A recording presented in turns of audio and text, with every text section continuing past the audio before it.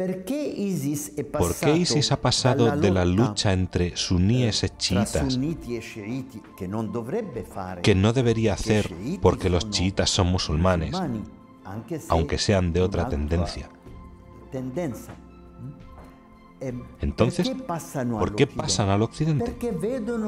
Porque ven al occidente primero como fuente del mal, segundo, como no creyentes. El comportamiento del occidente, la laicidad, es vista como ateísmo. En parte es verdad. Hay un ateísmo difuso en Occidente. El abandono de las religiones, en particular del cristianismo. Entonces dicen, estos son enemigos de Dios. La finalidad del Islam es el de expandir el Islam a todo el mundo. Uno podría decir, ¿es también la finalidad de los cristianos? Sí, con una diferencia fundamental. El Islam quiere expandir el Islam a todo el mundo, incluso por la fuerza física, incluso por la violencia, incluso por la espada, porque así ha empezado. En Arabia Saudí, luego en Egipto, así sigue. El cristianismo, si hiciera esto, si se difundiera por la espada, es contrario al Evangelio, contrario al modo de actuar de Cristo. La única vez que alguien usó la espada, cuando Pedro sacó la espada y cortó la oreja del criado del soldado, Cristo le dijo, guarda la espada, porque quien usa la espada morirá por la espada. Y luego hizo el milagro de sanar la oreja. Es decir, es una antiviolencia, no es simplemente pacifismo, es antiviolencia. Y el culmen es que Cristo muere sin tener culpa, muere para salvar a los demás. Entonces, quien usa la violencia como cristiano se opone al cristianismo y al Evangelio. Quien usa la violencia como musulmán sigue las huellas del Corán y de Mahoma. Decir que esto es antiislámico es falso, porque el Islam incluye también violencia. Entonces, ¿por qué los musulmanes atacan en Europa? También porque ven que Europa no solamente no es creyente, o que muchos no son creyentes, sino que en algunas cosas son contrarios a la ley divina, a la ética, digamos, común. Aparte de los motivos políticos, obviamente. Pero lo que quiero decir es que en cuanto musulmanes se permiten hacerlo porque es el enemigo. La información nunca es correcta. Se intenta, siempre hay periodistas o centros de investigación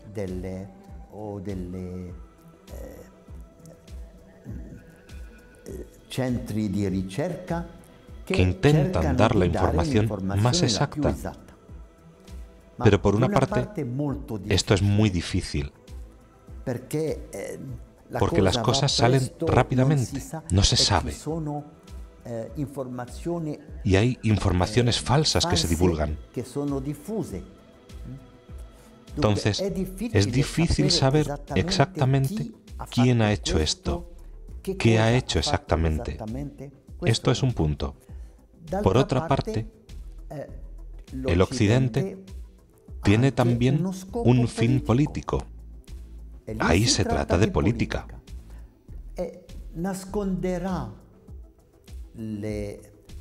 Esconderá las malas acciones de sus amigos. Por ejemplo, el Occidente nunca ha hablado de Arabia Saudí, que es la fuente del mal, una de las fuentes del mal, porque es amigo por motivos económicos. Pueden tener sus intereses. Entre los periodistas siempre hay alguna voz que dice la verdad, pero no es fácil, y si lo hacen bajo su propio riesgo. Hay una desinformación, para empezar, que viene del ISIS. Hay una desinformación porque no se sabe. Para saber, uno tendría que estar en el campo de batalla, y pocos se arriesgan. Hay una desinformación porque sobre ciertos puntos en Occidente no quieren decir todo, dicen una parte. Pero hay también información seria. Después de todo, quieren saber. Después de un poco tiempo logran saber, pero no inmediatamente. Esta es la situación en todas las guerras. Lo más penoso es cuando se ve que hay una desinformación organizada para no explicarlo todo, porque si se explicase todo, se tendría que decir que el Occidente contribuye a esta guerra, dado que las armas vienen de allí. Se diría, entonces tenemos que quitarles las armas. Ciertamente, esto es lo más razonable. Si el mundo fuese hoy razonable, habría que decir que las armas están prohibidas, pero en todas partes.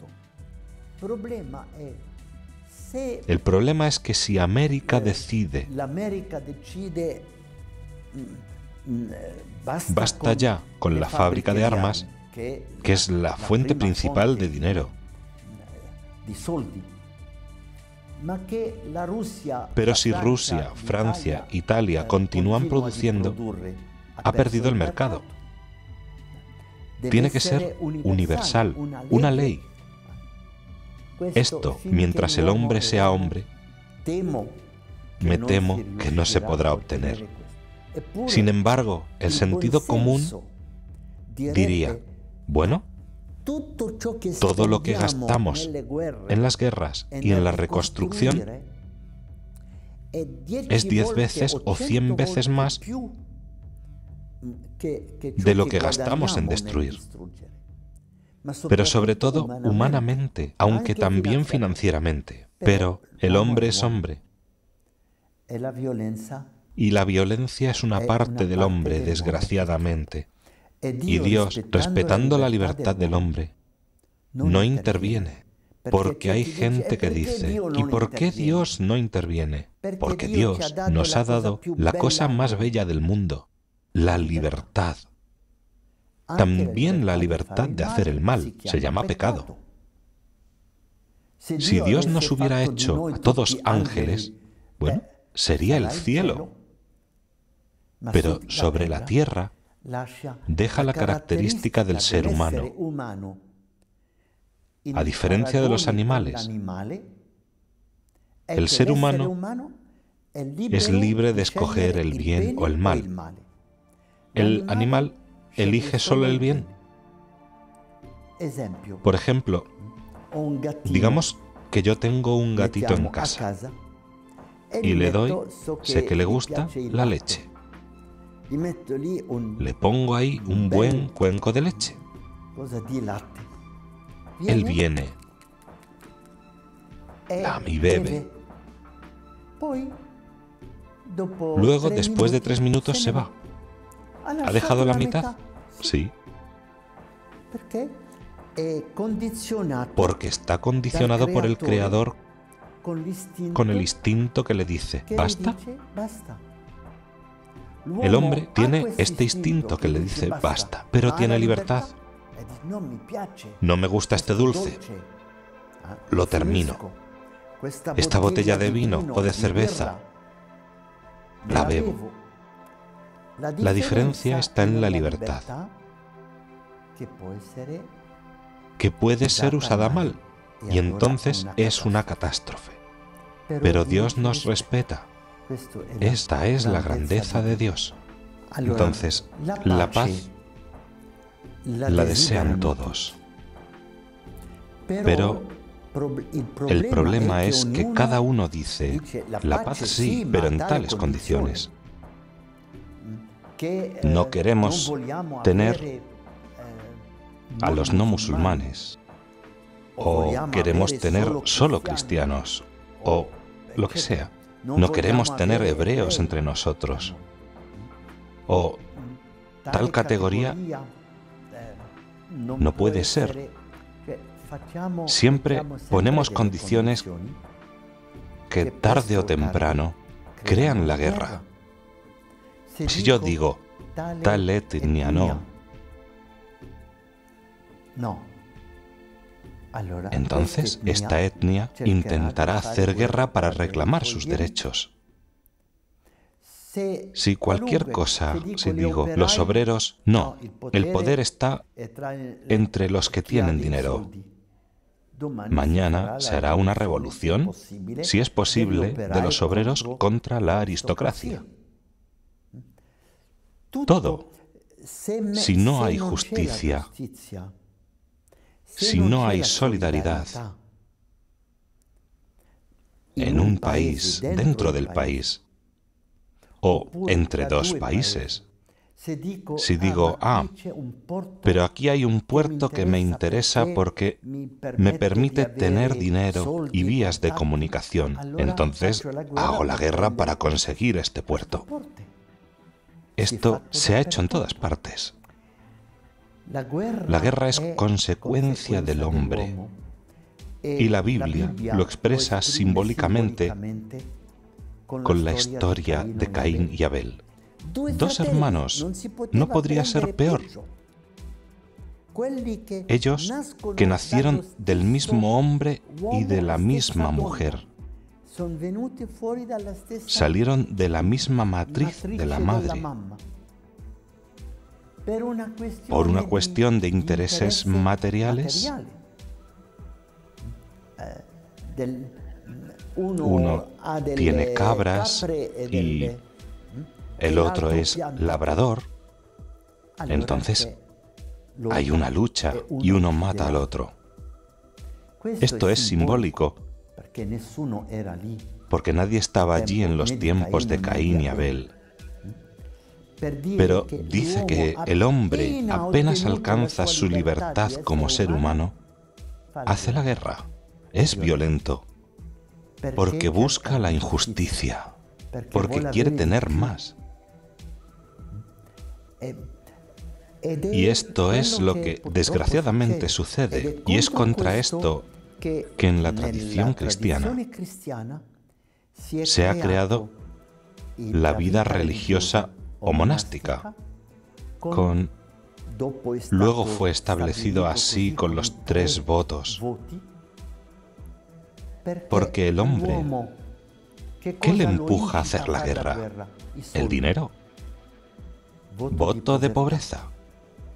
El querer dominar. Voto de obediencia. El querer tomar la mujer del prójimo o tener el harén, voto de castidad. Normalmente en la tradición cristiana, el monacato es el antiviolencia, es decir, es el modelo de Cristo aplicado al hombre contra los males de cualquier procedencia.